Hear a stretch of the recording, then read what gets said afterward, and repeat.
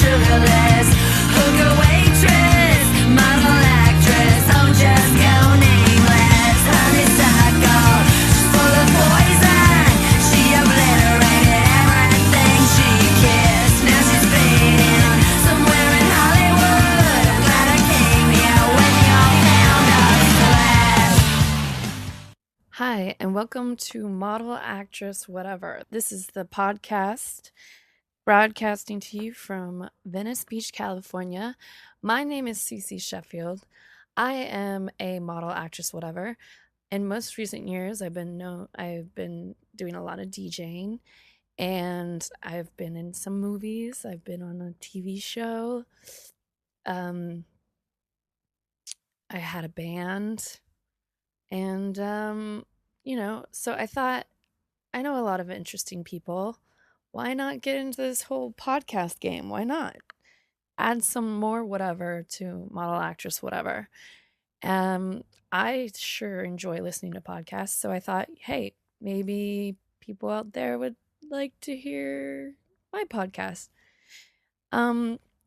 If you want to hear some dates I got coming up that I'm gonna plug, I will be DJing the Pangea Lounge at the Hard Rock in Fort Lauderdale, Florida on February 9th.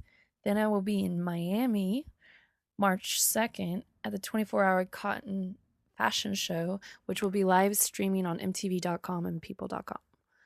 Also, then I will be in Las Vegas on March 20th at STK Las Vegas. So you can check me out there. You know what? A lot of my friends have podcasts, the Nervo Girls, Caroline D'Amore, and they're more music oriented. And that would make sense because I am a songwriter and a DJ. But fuck that. Fuck that. I'm going to do whatever the fuck I want. So this is called Model Actress Whatever. I'm going to interview the homies, people that are interesting to me, and I'm sure they'll be interesting to you. I think what I really enjoy about Mark Maron's podcast, which all hail to Mark Maron, is he really tries and finds out the journey of the comedians and the musicians and the people that he interviews. And so that's kind of what I want to focus on. I mean, how do people in the entertainment industry, what do they get inspired by, or artists or musicians, model actresses, whatever, like how did they get to where they are and how do they feel about where they are? And it's interesting. So I'm excited to start this journey on Model Actress Whatever, and I hope that you see me at my gigs. Also, another plug in there, Charles Swan III, directed by Roman Coppola, starring Charlie Sheen, Bill Murray, Patricia Arquette, will premiere this Friday, and I have a bit part in it. I'm Charlie Sheen's secretary, and that was cool to film. And I was expecting Charlie Sheen to be at the premiere on Monday, but he did not show up. I wonder if he got caught up with his goddesses. I have no idea. But Patricia Arquette was there, and she was really cute and low-key, and I took a picture with her, and I was total fangirl. And then Aubrey Plaza was there, and Jason Schwartzman was there.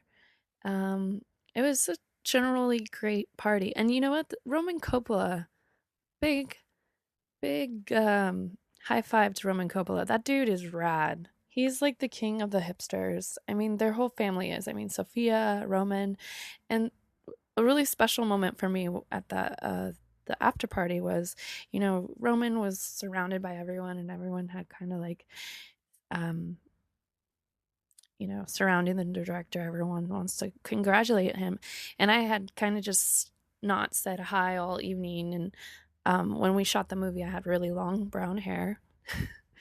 And I cut it all off recently, and I had makeup on and this shiny sparkly dress, and he came over and he said, "Hey Cece, I didn't recognize you, and great job in the movie." I mean, this guy is such a sweetheart, such great vibes, and his wife Jen, just great people, and that's, you know, that's why they're royalty in Hollywood.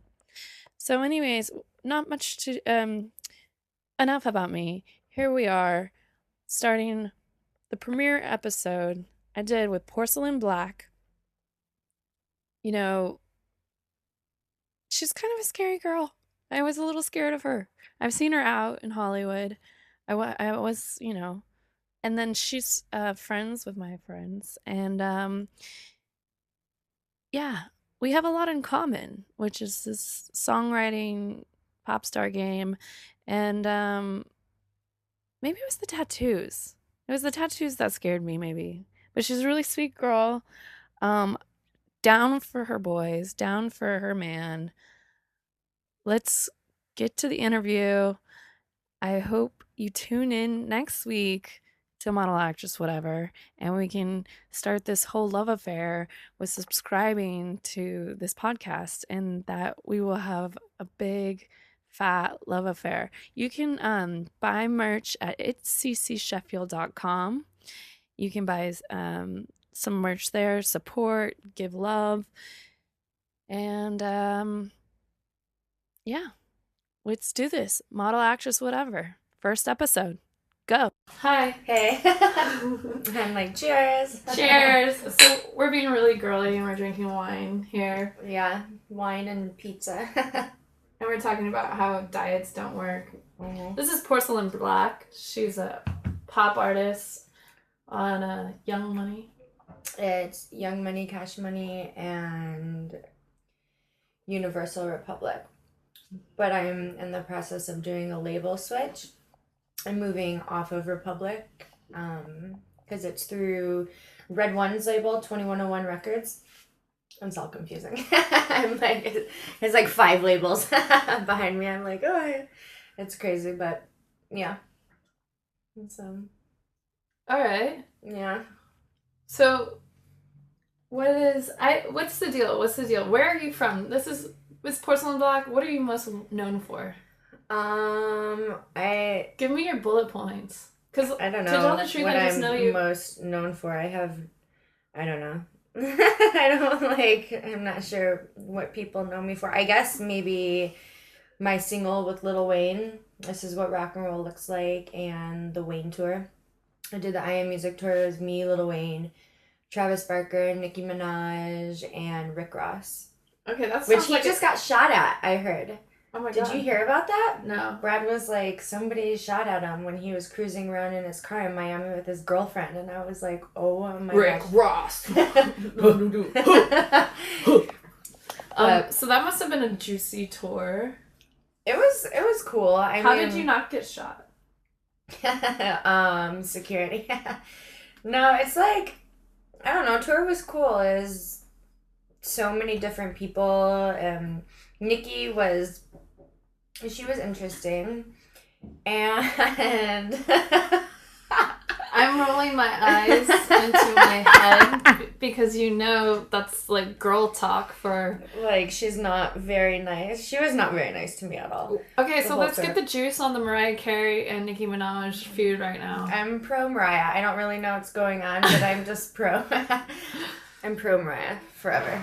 And she's like I know they went back and forth and I had said some words or whatever, but I just feel like Mariah's kind of an icon like Whitney Houston, and you pay respect to your elders and people that paved the way for you and people that have been in this business forever and have stayed on top. You don't really disrespect them. So let's talk, because I'm in the music industry too. We're in the music industry, everyone. It's wild. Yeah. It's a wild industry. It's definitely like to be a girl in the music industry is and not to be in a band. Yeah. Tell me when you first, let's go back. Little Porcelain. Where's Little Porcelain? What's your proper name? Elena. And where did you grow up? It's Elena Scott Beaton Cabanas Swallow is my whole name. Beaten ass. Right? Beaten ass. Or like when I was little, I was like, oh, I'm gonna beat off. Like, I'd always get made fun of, and I was like, I don't even know what that means. And then I got a little older, and I was like, wow, that's quite the last name. But no, I'm from Detroit, and I moved out here when I was 18. Got signed with Virgin Records. That didn't work out. They wanted me to do like super poppy, punk, like Avril Lavigne music. And I'm not really down for that. I love pop music. I love dance music. I don't have a problem doing pop music, but when it's that like generic-y pop rock we went through shit. a whole Ashlee Simpson, Avril Lavigne phase in the music industry. Vanessa Carlton. Oh my god. And they're like, can you just write a song like Ashlee Simpson? Yeah, I was like, no, I cannot. But it was cool. So take me back further. Like, what was your first year in LA like? You were 18 years old. This is a big city. How did you not become a prostitute? Well, I got signed 2 weeks after I moved to LA to Virgin, so then I flew straight to London, and I was in London for 3 months recording. I went there for a month, and then I came back, and then I went there for another month, and then I came back, and then I went there for another month. So I was busy working the entire time. 18, like you're like, yeah. Like, what the fuck? I moved to LA, I live in my car. You moved to LA, you get a record deal. I know, it's so crazy. I got really, really lucky. It's like rare. That doesn't usually happen, but... By the way, everyone out in America, that doesn't happen all the time, so don't move here. Yeah, don't be like, oh, I'm going to move there and be just like Porcelain, because it's probably not going to... I got really lucky, but it's still like... It's a even long though journey. I got that deal, it didn't end up working out because we couldn't, settle on musically what we wanted to do. We just couldn't agree. But it was cool. It was a huge learning experience. I became like a master at writing. Like I can write a song like this now. Like I'm really, really good at that. I went back and forth London, and then when I was here, I was writing every single day, all the time. I was just working. I've been seriously working for so long. So it's not like I had time to go out and do whatever I want. And, well, you got put on the fast track of music industry. Yeah. And then I lived in Burbank.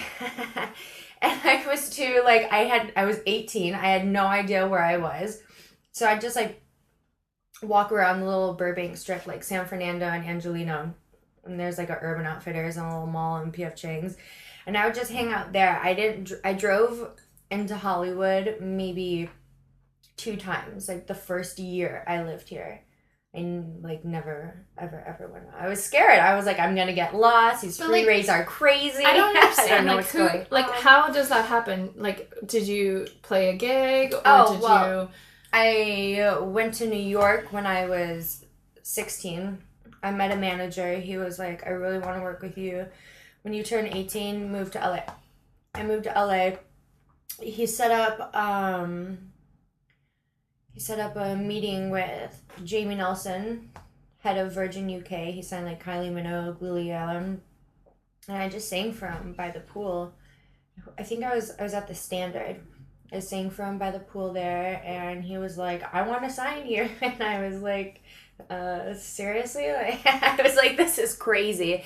And then the next thing I knew, I was like signing contracts and on a plane to London. It was really random. And then that manager, like, how long were you with him? How did it end?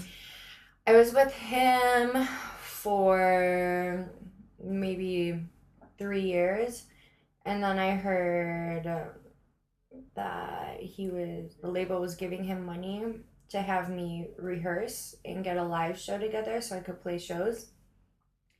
And I wasn't rehearsing and I wasn't playing any shows, and I think he just pocketed that money, and he was like stealing money and being crazy. And like my per diems I'm supposed to get when I was in London, he was like pocketing half of it, and it was just like kind of shady. So I was just like, see ya, I don't like, if you're gonna be stealing my per diem in fucking London when I'm 18 years old and don't have anything, and it's not even that much money to begin with, like, who knows how much money you're gonna steal from me later on down the line. And it's just, I don't really fuck with people I can't trust or are gonna do me dirty. So I just bowed out gracefully and moved on, you know? And then I spent 3 years trying to get out of that deal. And that was hell. And I could not get out. I went through like a 3-year legal battle and they just didn't want to let me go. And then finally I met Red One, and Red One bought me out so I could get out of my contract. And then I signed to Red's label and started working with Young Money, Cash Money, and Universal Republic and did that deal. So, and then obviously I did This Is What Rock and Roll Looks Like and did the video with Wayne, and that led to the tour. And then I took a little break and we reworked my entire record because me, Red, and his whole team went to Sweden, Madrid, Morocco, like everywhere. Yeah, we were like Miami, tell me everywhere about to record. Red One. Red One, for everyone out there who doesn't know, he's basically like, he's most known for Lady Gaga because she went crazy. But in the songwriting world, he's been around forever. Yeah. So, but that was really cool. Like, his whole team is rad. It's a bunch of crazy boys. We all go out and have so much fun. Like, it's just really cool because everybody's super tight, and it's not like most writing sessions where it's like you don't know the person and you're like, it's like awkward. Hi, nice to meet you. Okay, now let's vibe and write a song. And you're like, this sucks. I'm like, so that's why you always gotta get drunk at those things. Yeah. It's like always awkward first dates where you're like, I don't know, like, right? These are my boundaries. Yeah. So let's keep it like rock, but you know, like this stuff's a little too pop for me. Yeah, but it's I don't know, it's just been really fun and a super cool experience. We went around recording, finished the record, reproduced it, and now I've just been like doing personal training every day. I start next week with tour rehearsals, getting those together, dance rehearsals, getting the whole Wait, so you're re-releasing your record? No, my record still hasn't come out. I just released my one single. And oh my god. So yeah, my record's never been out. So you've been, because that was the thing. I like, one day I got on Tumblr and I got like on a like Porcelain Black, like down the rabbit hole of Porcelain Black, and I was just like all these like super fashion photos and like all this, like the PR machine was going, but where, like, what is the song, where and then I think I want to make people understand the rabbit hole that is the record industry, that they just like will keep you writing for years. And and it wasn't necessarily that, it's not the label why my record hasn't come out. Well, I mean, it's kind of, you know, Universal Republic, between them and my management, it was just hard getting everybody on board. My manager, I had another manager, I just recently got a new one like a month ago, but my manager I've had for the past 2 years, seriously, I cannot get him on the phone. None of us can get a hold of him to plan anything, do anything. Like, it will take me a month and a half to get him to fucking call me back. And he has other artists that are huge, but I was finally like, we can't even move forward. We can't even plan a video. We can't plan another tour. We can't do rehearsals. We can't do anything because you're not getting back to us. And now that I have this new manager on board as of a month ago, shit's like no, that rolling, was my old record label.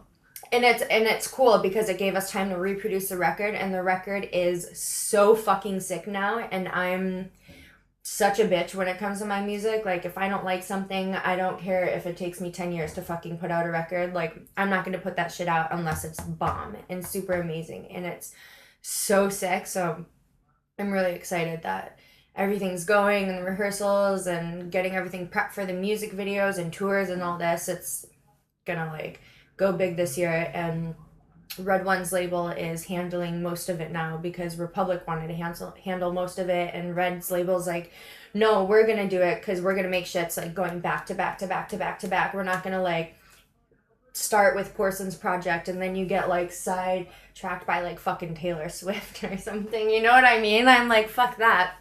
it's like a machine. It's got to constantly be going. You can't start and stop and start and stop. Otherwise, you're gonna fucking fail, you know? So.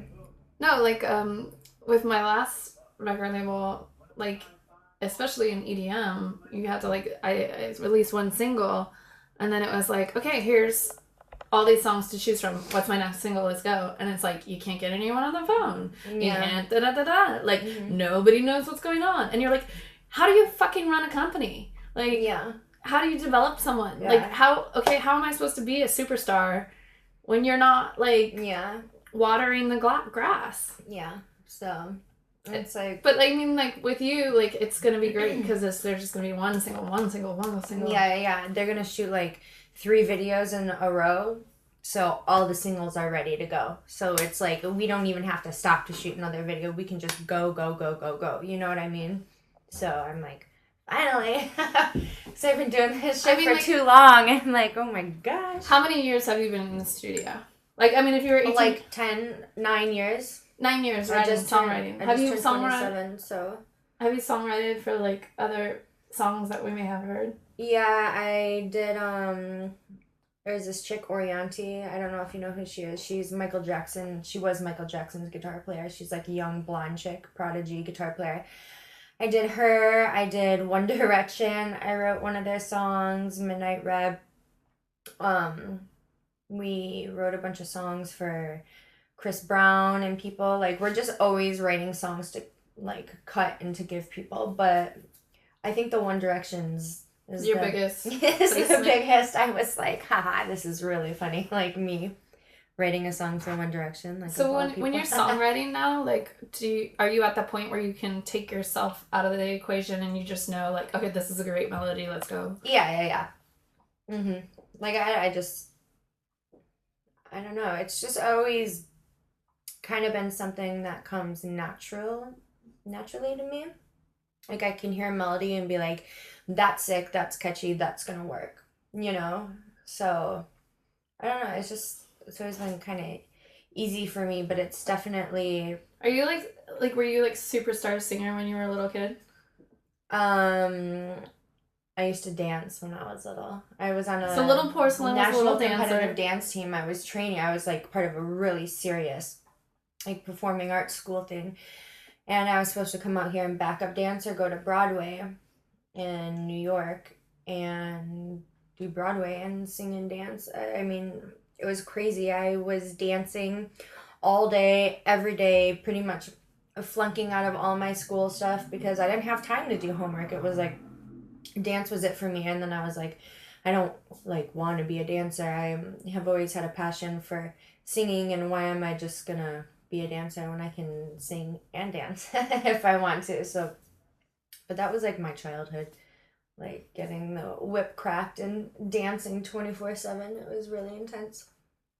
And, like, your family was just stage mom or no stage mom? No, not at all. Paint the picture. We're in Detroit, Little Porcelain. How many brothers and sisters do you have? I have an older sister and a little brother. My dad is super, they were separated. And my dad's super cool, like, super rock and roll, plays guitars, like, sickest guitar player ever. Can play, like, he passed away when I was 16, but can play any Zeppelin, anything you want, like, the violin bow, like, like, crazy. Owned a hair salon, and was super sick. He did hair for, like, Vogue magazine, all kinds of shit.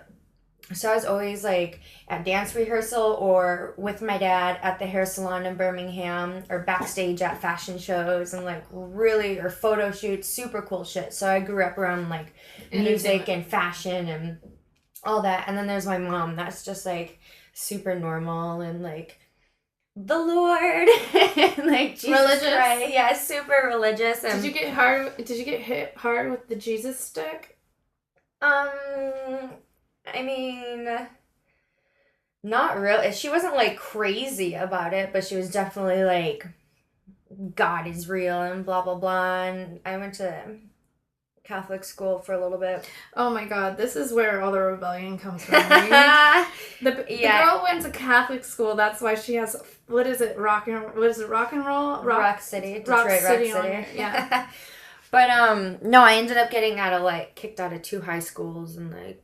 What were you doing? Were you beating up other girls? 3 months. I feel Obviously. This girl. But like people would fuck with me, and I'm like, you are not gonna fuck with me and get away with it. Like seriously, like violence is the answer. And I'm not saying violence is the answer, but like in Detroit, people are ruthless, and you fucking fight. And if you don't fight, you're gonna be getting your fucking ass kicked if you don't learn how to fucking defend yourself, because people don't give a fuck there. They're like miserable, and that's how Detroit is. It's just the kind of city it is. And it's not like I'm like, I love to fight or blah, blah, blah, or I think I'm so cool. Like, I don't fight at all anymore unless it's like somebody's like really fucking coming at me, and if they put their hands on me, I'm gonna fucking knock a bitch out. I'm gonna be like, get the fuck off of me. Like, a lot of times now I just try and like take a deep breath and be like, bitch, you're real fucking lucky I'm about to walk away, because you would be super fucked up. So you basically like got kicked out of high school because you knock a bitch out. Like, fighting was my first school, and then they sent me to the public school, and then I just stopped going. I was never there. So how did you do, like, because the music industry to me is just like the most frustrating thing in the world. It's just like 1 minute you're on, 1 minute you're off. This song is a hit. The next second, the song is nobody cares. How do you not knock a bitch out or march into an office and shit on a desk or something? Because they're the ones putting the money out and making the decisions at the end of the day. And if you piss them off, they're not going to help you. And it sucks. And it's one thing in my life that has like taught me to just chill out, because if you're going to go in there and cause a bunch of shit, you're just fucking screwing yourself over at the end of the day. You know what I mean? And that's a good thing of having a manager, because they can fight battles for you, and you don't have to be like going in there and calling out the label and being crazy. You know, you let them do your dirty work, but you just gotta be fucking nice. It's a game. You have to like be nice and be really sweet, even if someone's a huge bitch, and just suck it up and be like, you know what, fuck you, because in 2 years I'm gonna rise above it and you're gonna be kissing my ass, and that's when I'm gonna be getting the last laugh, when you can't even like get to me because I'm so like on some other shit. You know what I mean? And you just gotta think like that. Otherwise you're just shooting yourself in the foot. So, but it's hard. Yeah. It's a hard thing to. I'm like the biggest rage maniac ever and have no patience. I gotta be like, don't do it. Don't do it. It's better for you. Do not. So this is just for just say no. The model, actress, whatever people out there who want to get in the industry, never yell at your agent. Never yell at your agent. Never yell. I mean, I think managers are safe. Managers are cool. They're like the ones you talk to every day and like kind of become your homies and are there for you for everything. And I cry. I'm a crier. Yeah. I've never cried on my manager yet. I'm like, I don't know. But managers are usually cool. Well, I haven't had the best managers, but my new manager is really dope. So I don't have a manager right now. I don't have a music manager. I have an acting manager that's awesome right now. Yeah, that's cool. It's just, it's the music industry beast is insanity. Like, have you ever walked away from it and been like, okay, I can't handle it? Like, I'm done. After 9 years, there's definitely times where I'm just like, the fuck am I even doing anymore? Like, fuck this, you know? But then, like, music is my passion. Like, even if I'm not an artist, I'm going to be doing something in music. Songwriting. Yeah, probably songwriting. Something.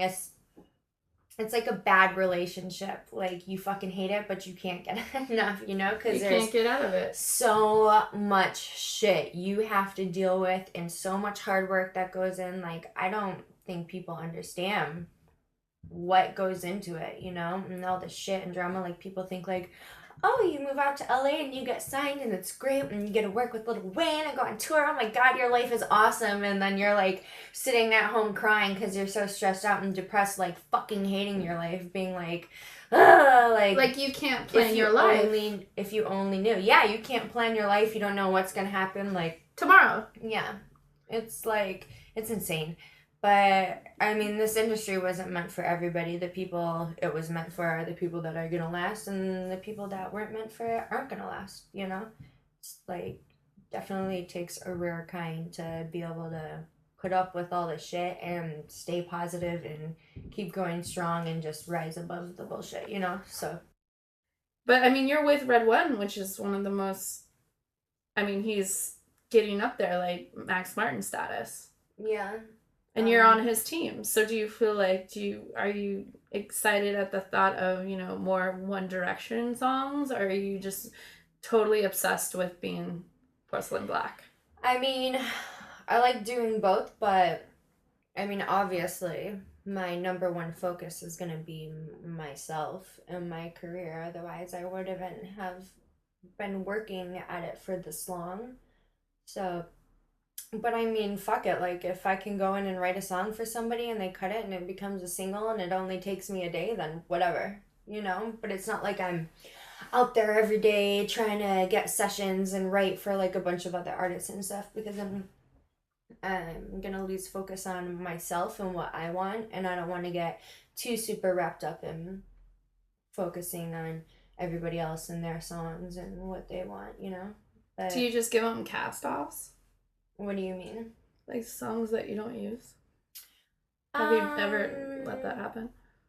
No. No. My songs are mine, even if they you don't. lock the vault. Yeah. I'm like, because I know I can write a million more songs, so it's like, but my songs are my babies and they're mine. So. She's very possessive over her babies, you guys. Yeah, don't fuck with my babies. Don't come at a bitch and don't fuck with her babies. No, definitely not. So, it's like the whole industry in general is just, I don't know. It is what it is. You seem very ambivalent. What do you mean? I'm like, bitch, I got kicked out of 2 high schools. Like, what are these $2 words you're throwing at me? And it's like my husband, he like tries to say all these smart words and I'm like, do I like walk away and say I'm going to the bathroom and Google what it means really quick and then like come back and pick up the conversation, or like what? Ambivalent means like, you know, it's just the business. Yeah. You know, like, well, no yeah, like opinion. What I mean, yeah, because it is what it is. It's like, and what does your family think? Are they like? They're just like whatever. They're like whatever. Is your dad totally proud because he's like this kind of like guitar hero? Well, he passed away when I was 16. Yeah. So but I'm sure he's looking down. He's cool. Yeah. But he was always like, you should be in a band and do music, and he was like all about that. So he would definitely be like, he's on super, super proud of me and stoked. So, and with your mom, is she pretty like, she's on it? She's into your career. You're scandalous. Like, what's the most what's like the most scandalous thing where your mom was just like, oh my God, Elena? Well, she called me yesterday. She's like, Elena. I was like, what? She's like, I was on Twitter. I'm like, why are you on Twitter, Mom? She's like, I was looking at your ads. I'm like, you're a psycho stalker. What's the deal? She's like, I saw this this profile of tweets that was celebrity tattoos, and they did a whole thing on you and all your tattoos and what they mean, and do you have a communism symbol on your finger? And I was like, no, like, and then because I saw the tweet too. I see it. You're lying to well, no, it's not communist. It's like, these are Russian prison jail tattoos, and they So, all mean okay. something different. It's like, I think this one was like a lesbian, a female that was a lesbian that was like a robber, and then this one's like, She's pointing to her tattoos on her fingers. they're all like in the middle knuckle, like not the top knuckle. The top knuckle says rock, but the second knuckle has like all these crazy like symbols. Okay, so yeah, so they all mean something different, but they're not like, because I went in the book and looked and picked them out, and like specifically I don't remember what. So which one's the lesbian jail? I think it's that one, the Okay. one that looks like the communist, but that's not what it is. But It is. I'm like, it is the sickle. well, it is the sickle. But look at underneath it. It's like So you have the sickle. but it has other stuff too. You gotta look at it as a whole. So, okay, as a whole, and it has like some little Like, markings. I don't know. Is it like It's 601 maybe? It looks like a 601. I think it's GOR or something. Okay, 'Cause so it then was why a- was she pissed about? What did she have against communists? I was just like, what the fuck? Like, leave me alone. I don't know. She's like, your family in Poland, and one of them died in the war, and this and this, and I was like, I don't know what you're talking about, like, and I don't, like, whatever, that's not what it is, but I was like, God, Mom, don't you know you're not supposed to believe everything you read? She was like, well, that's why I'm calling you, and I'm asking you. I was like, cool, I gotta go, like, I got other stuff to worry about than... So, and I know that, okay, so we talked about music, we talked about really deep about your songwriting. As she guzzles her wine, we have more. I know, Angel's like, you want some more? I was like, I think I'm good. I can share. All right. Here's more wine. We like to drink. I never Mazel drink tov. anymore. It's Like, good. Ever. Never, ever. Yeah. So boring. Like, me and Brad just sit at home and chill. It's We're good. just always chilling, watching movies, going out to dinner. Like, Are you like obsessed with Netflix as much as I am? Yes. What's your go-to Netflix?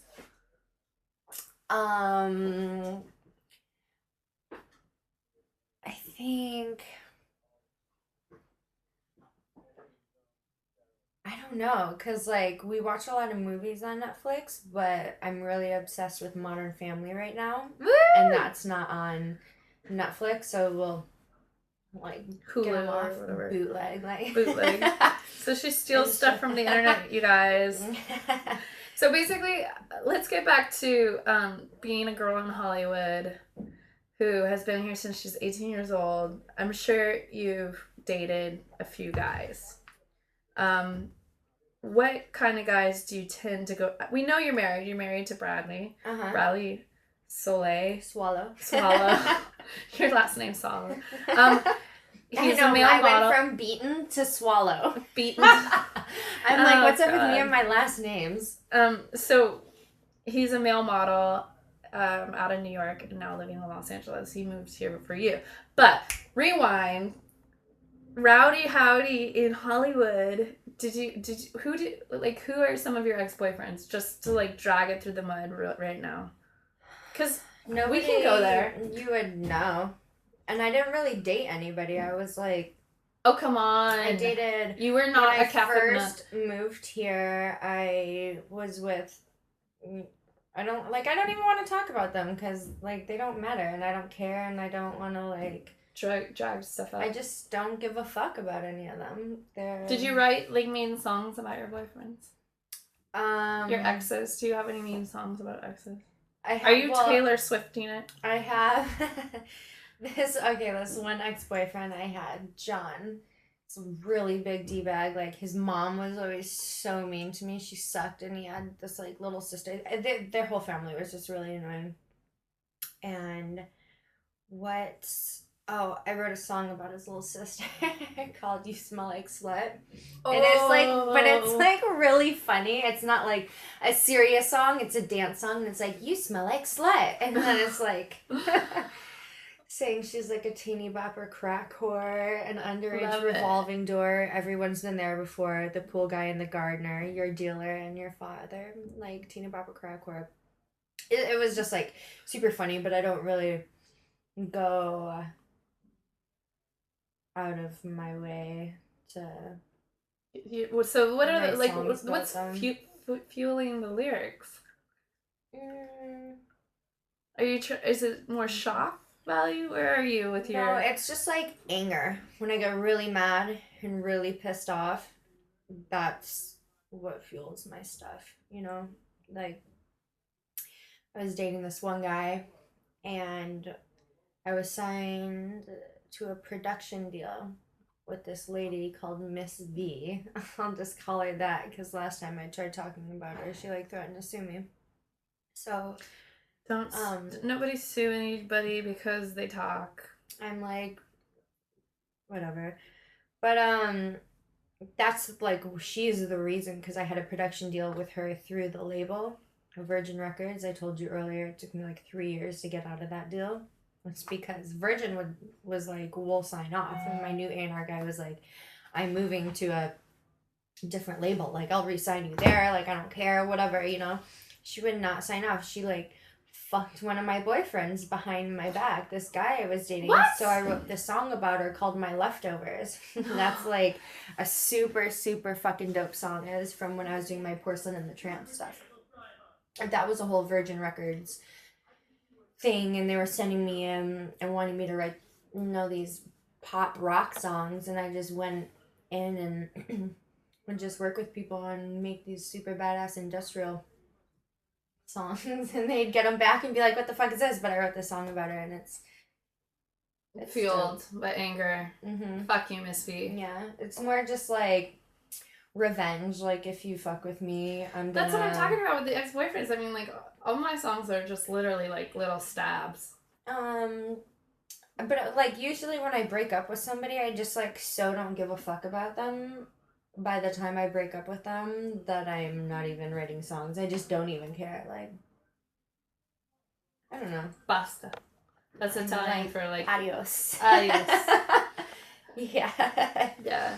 No. So I totally like, I will be out of a relationship for like years, and then there'll just be like something I think about that just teeniest little thing, and I'll write a whole song on just like one little super memory angry. out of nowhere. Let's talk about Lil Wayne for a second.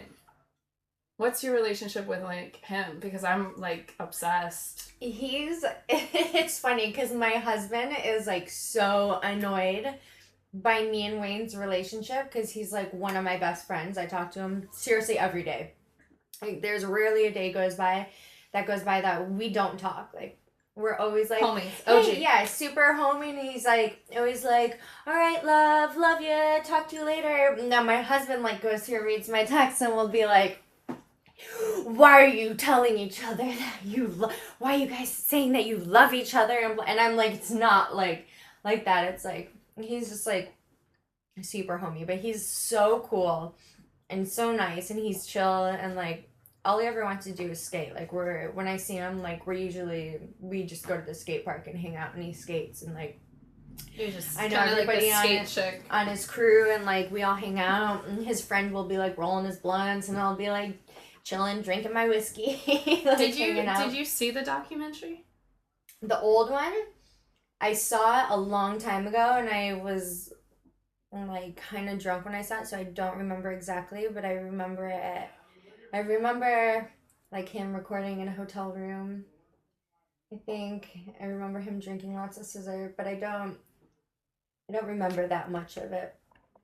And I like want to go back and watch it, But it's but like then I don't, a betrayal. because You can't do he's that. my friend. Yeah. And I can't like exactly remember. I know it just wasn't good, and him kind of like Being fucked upset. up, and like, and I don't need to like revisit that. He doesn't want to revisit that. I'm sure he doesn't want his friends or his family to revisit that. So I'm not. He's in a better place. Yeah, I'm not Trying to trying go there. do any of that. Like, I So what's judge the- people off of what I know about them from personal experiences, not from social outlets and stuff, you know? Can you tell me like a crazy night out with Lil Wayne? Like, Like, this can be years ago. well, the craziest time we had, I think, was when we were in Miami. We went to the strip club, and he got $30,000 in ones. So they rolled it out like on this huge big rolly table, and I was just like, I've seriously never seen so much money in my life. It was crazy. We were all like drunk. I had a blast. Like the strippers are crazy. King of Diamonds. Okay. It's like what they all rap about. King I of finally Diamonds. got to go. It's like a huge arena, and there's like a boxing ring where the strippers like box each other and shit, and then there's like huge poles, and it's almost like booths, like when you go to watch a game. It's kind of like that, and we had our own little booth area with our own like personal strippers and stuff, and it was just what is wild. your favorite stripper like? None of them. I'm like, I don't know. I always go for Eastern European girls. I'm always Yeah. like, bring the Russians. Yeah, I don't know. Well, they're all like hood chicks at King of Diamonds. So. Okay. And they're super ratchet and crazy. Like, I went to go pick up some ones off the ground to throw them, and then I was picking up ones because I was sitting next to Birdman, and he's like, just making it rain, making it rain, making it rain, and I'm like, I'm kind of like bored, like, and I'm wasted, and I'm kind of fucked up, so I'm like, sit down for a minute, because there's like only so much like ass you can look at before you're like, okay, It's like, dirty. I don't want it. Like C-section scars and shit. You're like, oh my god. But I like picked up some ones to make like a origami bow tie, like a little bow for my hair. I was like gonna put it in my hair, make a bow. And the stripper was like, girl, you can't be touching our fucking money on the ground. That's our fucking money, motherfucking bitch. Put that shit down. I was like, actually, bitch, this is our fucking money. If I want to pick it up and throw it, like, I can. And she was, like, so rude about it. And Birdman was, like, just like, I ain't saying shit. He's sitting there, like, still making it rain. I was like, dude, whatever. I was like, have your fucking money, you stupid bitch. Like, Can you tell me, because I hear the fight. Can you tell me the gnarliest girl fight you've ever been in? Like, how did that go down? The craziest fight I've ever been in was Christmas Eve in Detroit.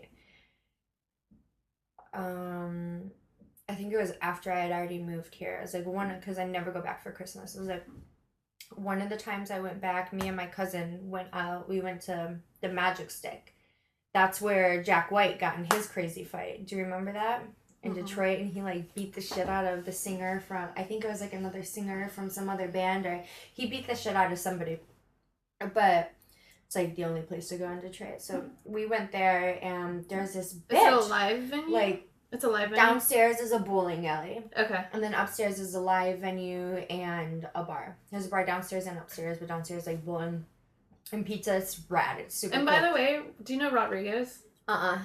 He's like this country old singers. Sugar man, don't you worry. No. He's from Detroit, so you Okay. totally get like the music stamp of approval because you have like Rodriguez. I know you Bob have, Seger. My dad Bob did his Seger. year, so I was like always hanging out with him when I was You have the growing up. Detroit stamp. Okay, so take me back to the So, Magic Stick.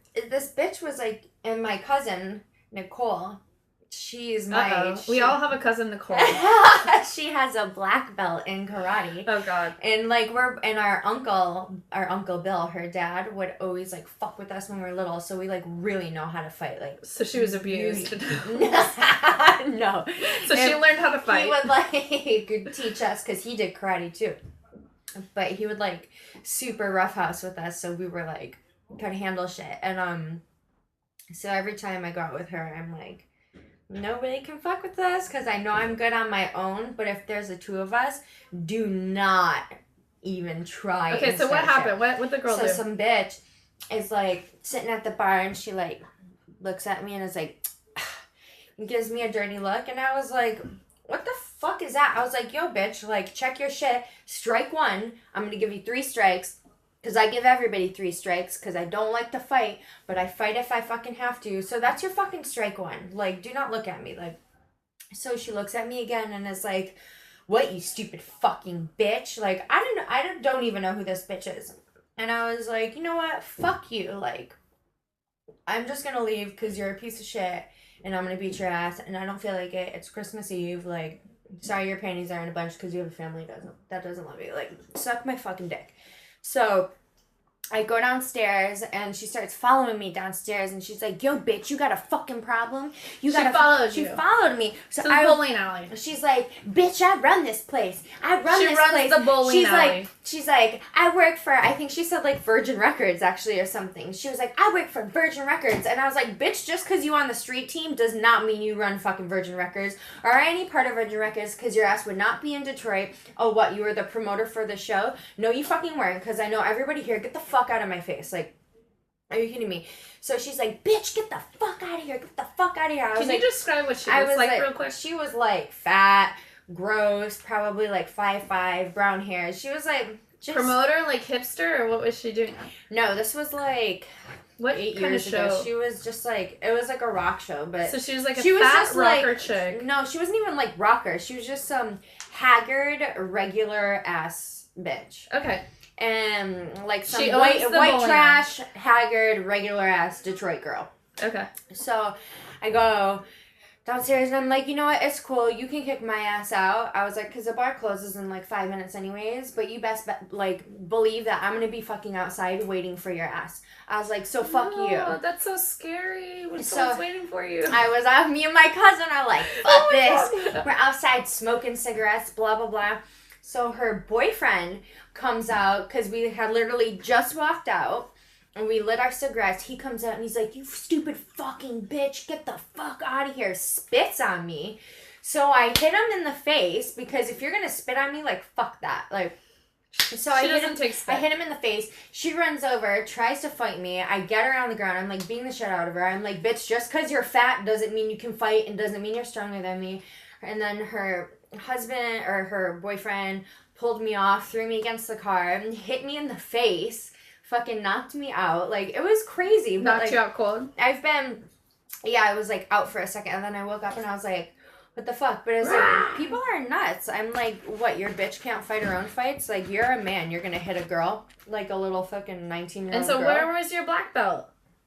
She was beating the shit out of one of his friends. Because another guy that was his friend started attacking her. I love that you guys And are we beating were- up dudes. Right? I was like, how did this even happen? I was like, have your bitch handle her own shit. Like, and I don't even know this bitch. And just because she went... And then I was like, whatever. And then, like, she starts yelling at me and wants to call me a fucking bitch. And then I go downstairs to try and get away from her. And then she's, like, still... like, she's asking for it. That's when you're asking for it, and I'm gonna fight you. Like, now I probably wouldn't do that since I'm a little older and I don't need people fucking suing me and, like, me looking fucking trashy and bad. But when I was younger, it was like, do not cross me. Because I would go in. But it was just... and that's, like, just how... like I'm saying, how Detroit people are. Like, they're just miserable and want to fight. Like, everybody's so crazy. It's ride or die. It's crazy. Ride or You die. can't escape it. Yeah. Well, that's why you get along so well with the Cash Money crew, I'm sure. Yeah, we're all just like, what? So, Yeah. we've all had our fair share of fucked up experiences, but What's the name of the new record? I haven't named it yet. So the Untitled Porcelain Black record coming out as Summer. summer Mhm. 2013 Yep.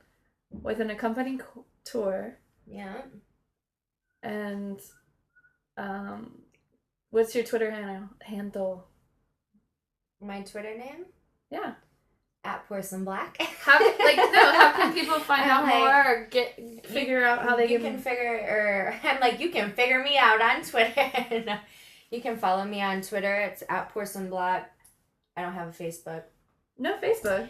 It got deleted. I think the label has one under my name, but that was connected to my personal page, which got hacked by a fan, and my email, so I had to delete everything. So I'm not sure if that's still up or what. But I have that.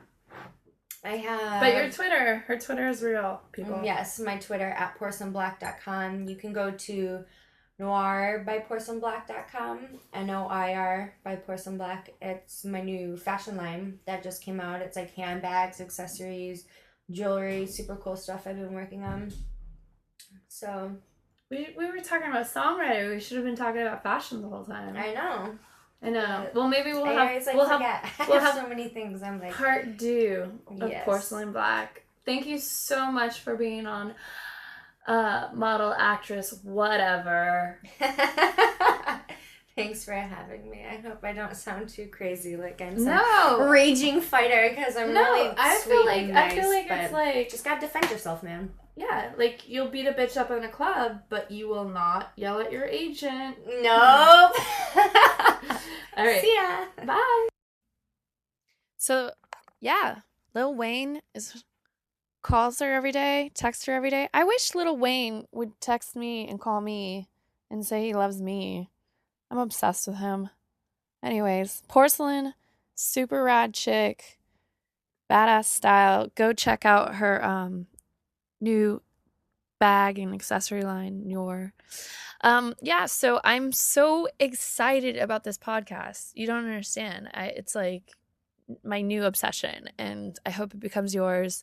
Please check out itsccsheffield.com. That's ITSCC Sheffield.